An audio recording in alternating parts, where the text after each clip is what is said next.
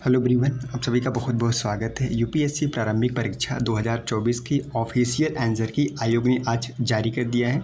आप आंसर के लिए आपको इसमें बहुत सारी खामियां देखने को मिलेंगी, ठीक है। इसके बारे में डिटेल में बात करेंगे। इसमें 3 क्वेश्चन हुए हैं। एक क्वेश्चन है जो कि बहुत ज़्यादा डिस्प्यूटेड है। ये क्वेश्चन जो है आपको यहाँ पर इसको यहाँ पर कंसिडर नहीं किया गया है, ठीक है। तो जो आपका यहाँ पर रिजल्ट जारी किया गया था, ठीक है, 197 क्वेश्चनों पर रिजल्ट जारी किया था। वैसे तो 100 क्वेश्चन होते हैं, 3 क्वेश्चन को यहाँ पर डिलीट कर दिया गया था। इसके बारे में बात करेंगे। जब से आंसर किया ही है सभी को उत्तर प्रदेश लोक सेवा आयोग याद आने लगा है, ठीक है। इसके बारे में बात करेंगे, ऐसा क्यों हो रहा है, ठीक है। सबसे पहले आप ये आंसर के देखिए। अब आंसर के देखेंगे तो यहाँ पे देखेंगे कि प्रश्न नंबर 20 को यहाँ पर डिलीट कर दिया गया, ठीक है। प्रश्न नंबर 20 को डिलीट कर दिया गया और यहाँ पर आप देखेंगे प्रश्न नंबर 52 यानी कि प्रश्न नंबर 52 को भी यहाँ पर डिलीट किया गया है और प्रश्न नंबर यहाँ पर 57 को भी डिलीट किया गया है। यहाँ पे लगभग देखेंगे आप 97 क्वेश्चन यहाँ पे क्वेश्चनों पर आपका रिजल्ट जारी किया गया है। वैसे तो जीएस में 100 क्वेश्चन होते हैं, यानी कि 3 क्वेश्चन को यहाँ पर डिलीट किया गया है, ठीक है। यहाँ पे देखो क्वेश्चन नंबर ऑफ क्वेश्चन लिखे हुए हैं, यहाँ पे 100 क्वेश्चन लिखे हुए हैं ना। यहाँ पे नंबर ऑफ क्वेश्चन देखेंगे तो यहाँ पे 100 क्वेश्चन लिखे हैं, ठीक है। 100 क्वेश्चन यहाँ पर लिखे गए हैं, ठीक है। और यहाँ पर रिजल्ट जारी किया गया है वह 97 क्वेश्चनों पर आपका रिजल्ट जारी किया गया है। यानी कि आपका लगभग 6 नंबर, अगर आपने उन 3 क्वेश्चन को किए थे तो आपका उन 6 नंबर जो है आपका ऐड नहीं किया जाएगा, क्योंकि उन क्वेश्चन को यहाँ पर डिलीट, आपने सही किया हो गलत किया हो उसका यहाँ पर नंबर कंसीडर नहीं किया गया। इसीलिए बहुत सारे बच्चे ऐसे फेल हो गए जो वो 3 क्वेश्चन किए थे, उसका नंबर तो उन्हें मिला ही नहीं, क्योंकि यहाँ पर 97 क्वेश्चन यहाँ पर कंसीडर किए गए। एक क्वेश्चन है बहुत उसमें डाउटफुल है, उसके बारे में बात करेंगे। क्वेश्चन नंबर जो है 85 है और यहाँ पर टेस्ट सीरीज ये जो है, अगर बात करें यहाँ पे ये आंसर जो आपकी जो सीरीज है वो ए है, ठीक है। अब यहाँ पे देखिए कुछ चीज़ें जो अच्छा लगता है कि आयोग ने अंतिम दौर में की हैं। देखो यहाँ पे डी को कैसे बना दिया है और यहाँ पे 97 ऐसा लग रहा है कि जैसे आयोग यहाँ पर आंसर की जारी करने वाला था, उसको लगा कि अरे भैया यहाँ पर कोई मिस्टेक हुआ है, जल्दी से सुधार करो और फटाफट इसको अपलोड कर दो, ठीक है। तो यहाँ पर देखो आयोग यहाँ पर कितनी ज़्यादा ऐसा लगता है कि नादानियाँ अब यहाँ पर यूपीएससी से ये उम्मीद नहीं थी, लेकिन ये कोई बात नहीं, हो जाता है, ठीक है। आई एक्सेप्ट मानते हैं। अब यहाँ पे देखते हैं पहले कौन कौन से क्वेश्चन हैं जिनको डिलीट किया गया था और किसका उत्तर है जिसका यहाँ पर आपको लगता है कि इसका उत्तर यहाँ पर चेंज होना चाहिए, ठीक है। तो यह जो प्रश्न नंबर 20 है, यह प्रश्न नंबर 20 को इसके यहाँ पर डिलीट कर दिया गया था, ठीक है। इसका अगर इस प्रश्न को आपने अगर किया होगा, ठीक है, इस प्रश्न को अगर आपने इसका राइट आंसर जो भी किया होगा, ठीक है, तो इसका आंसर आपको जो है कंसिडर, इसका मार्क्स आपके स्कोर में कंसिडर नहीं किया होगा, ठीक है। ये प्रश्न नंबर 20 था। उसके बाद ऐसे ही यहाँ पर प्रश्न नंबर देखेंगे तो यहाँ पर 52 ये क्वेश्चन भी यहाँ पर आयोग के द्वारा डिलीट कर दिया गया है, ठीक है। और बात करते हैं यहाँ पर प्रश्न नंबर 57, इसको भी यहाँ पर आयोग ने इसको डिलीट कर दिया है। तो 3 प्रश्न आपके यहाँ पर डिलीट किए गए हैं, ठीक है। और डिस्प्यूटेड क्वेश्चन कौन सा है? ये वाला क्वेश्चन डिस्प्यूटेड है, क्योंकि इसमें क्या है ना कि मैं भी जब 2024 का प्री दे रहा था तो मैं भी इसमें आंसर क्या लगाया था, ऑप्शन इसमें बी लगाया गया था।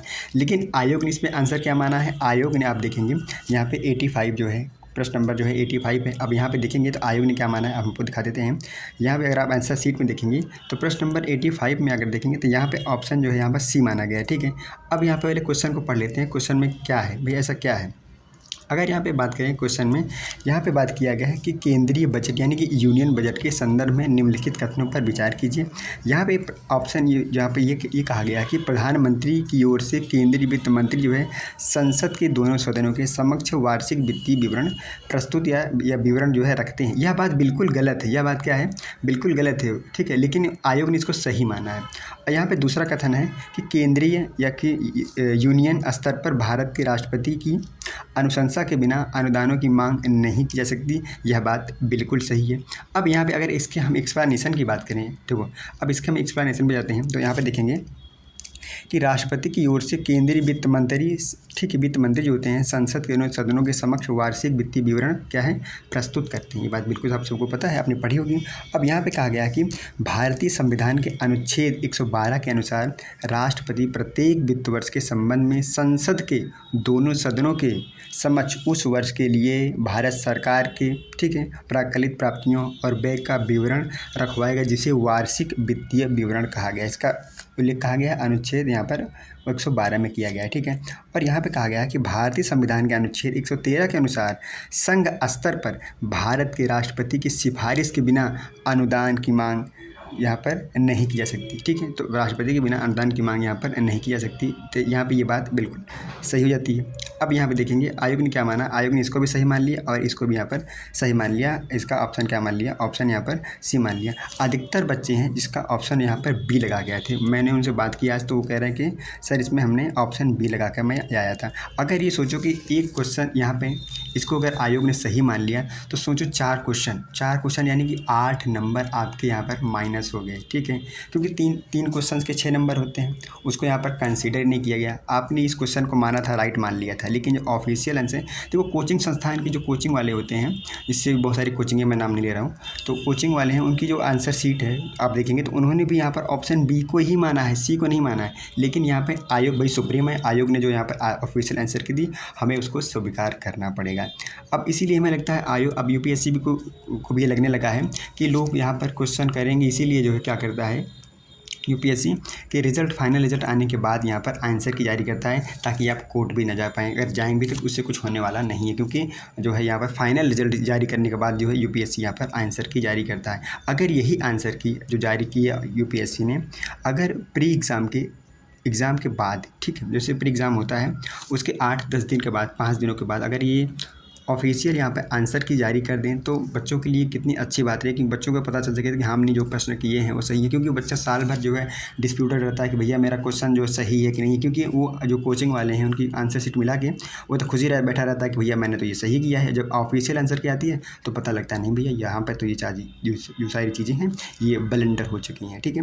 तो ये आपका सेट 1 है, ठीक है। इसका अगर आपको PDF चाहिए तो मैं सेट ABCD करके जो जितने भी चारों सेट हैं उसकी मैंने PDF डाल दिया है ग्रुप में, स्टेट पीसीएस क्लासेस वाले टेलीग्राम चैनल पर। आप वहाँ से जाके इसको डाउनलोड कर सकते हो, ठीक है। और ये जो प्रश्न डिस्प्यूटेड प्रश्न है, ठीक है, जिनको डिलीट किया गया है, इन प्रश्नों को भी वहाँ पे मैं डाल दूंगा, ठीक है भाई। तो ये जैसे प्रश्न नंबर 20 को यहाँ पर डिलीट किया गया था, और यहाँ पे प्रश्न संख्या 52, ये सेट 1 है, ठीक है। ये सेट 1 ध्यान रखना, सेट 1 का है। सेट 1 में प्रश्न नंबर 20 को, यहाँ पर 52 को और यहाँ पर 57 को क्या किया गया, यहाँ पर जो है डिलीट कर दिया गया। 3 प्रश्नों को डिलीट किया गया।